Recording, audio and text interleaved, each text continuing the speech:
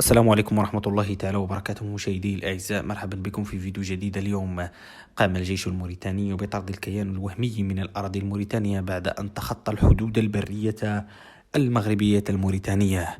وجاء في تصريح بالناطق الرسمي باسم الحكومة الموريتانية على أن الكيان الوهمي يقوم باستفزاز الجيش الموريتاني، ما قد يفسر عن توترات في المنطقة.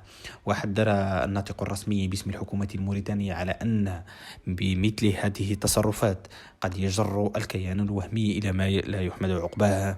وفسر ذلك الكيان الوهمي على أنه أفراد من حرس الحدود كان في مجاله أو في منطقته كما يزعمون، إلا أن الموريتانيون ينفون ذلك بحجة أنهم تخطوا المجال البري الحدودية للجمهورية الإسلامية الموريتانية.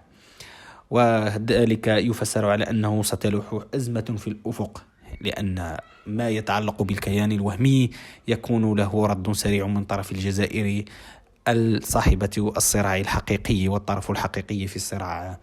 وقد حذر الناطق الرسمي باسم الحكومة الموريتانية على أن الأفراد من الميليشيات البوليساريو يقومون بتهديد الجيش الموريتاني، وكذلك بتصرفات واستفزازات صبيانية، ما قد يرد الجيش الموريتاني بقوة على هذه الاستفزازات. وهذا يفسر على أن جبهة الوهم قد انعزلت وقد طردت من كل شبر في المنطقة الإفريقية.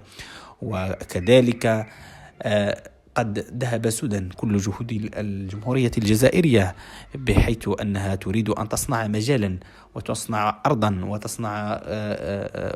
وتصنع هوية لهذا الكيان، إلا أنها تفشل رغم تقديمها لمليارات السنتيمات ومليارات الدولارات ومليارات الدنانير الجزائرية التي تقدمها لكل الدول لكي تدعم هذا الكيان الذي هو أساسا لا وجود له.